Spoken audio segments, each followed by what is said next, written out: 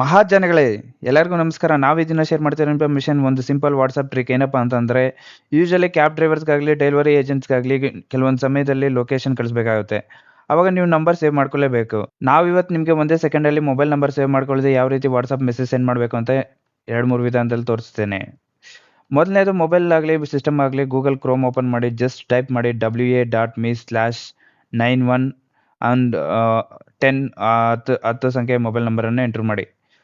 Enter ಮಾಡಿದ ತಕ್ಷಣ continue with WhatsApp ಅಂತ ಬರುತ್ತೆ. ಕಂಟಿನ್ಯೂ ಅಂತ ಕ್ಲಿಕ್ ಮಾಡಿ ಡೈರೆಕ್ಟಾಗಿ ವಾಟ್ಸಪ್ ಓಪನ್ ಆಗುತ್ತೆ. ಎರಡನೇ ವಿಧಾನ, ನೀವು ಯಾವುದೇ ವಾಟ್ಸಪ್ ಚಾಟಲ್ಲಿ ಜಸ್ಟ್ ಆ ನಂಬರ್ ಎಂಟರ್ ಮಾಡಿ. ಎಂಟರ್ ಮಾಡಿದ ತಕ್ಷಣ ಕ್ಲಿಕ್ ಮಾಡಿದ ತಕ್ಷಣ ಡೈರೆಕ್ಟಾಗಿ ನಿಮ್ಮ ವಾಟ್ಸಪ್ ಚಾಟ್ಗೆ ಕರ್ಕೊಂಡು ಹೋಗುತ್ತೆ. ಸೊ ನೀವು ಅಲ್ಲಿ ಲೊಕೇಶನ್ ಏನು ಬೇಕಾದರೂ ಕಳಿಸ್ಕೊಬೋದು. ಮೂರನೇದು, ನೀವು ಆ ನಂಬರ್ನಿಂದ ನಿಮಗೆ ಕಾಲ್ ಬಂದಿದ್ರೆ ಅಥವಾ ನೀವು ಆ ನಂಬರ್ ಕಾಲ್ ಮಾಡಿದರೆ ಜಸ್ಟ್ ನಿಮಗೆ ಟ್ರೂ ಕಾಲರ್ ಆ್ಯಪ್ ಇದ್ದರೆ, ಟ್ರೂ ಕಾಲರ್ ಆ್ಯಪ್ ಡ್ರಾಬ್ಯಾಕ್ ಏನಂದರೆ ನಿಮಗೆ ಆಡ್ಸ್ ಪ್ಲೇ ಆಗುತ್ತೆ.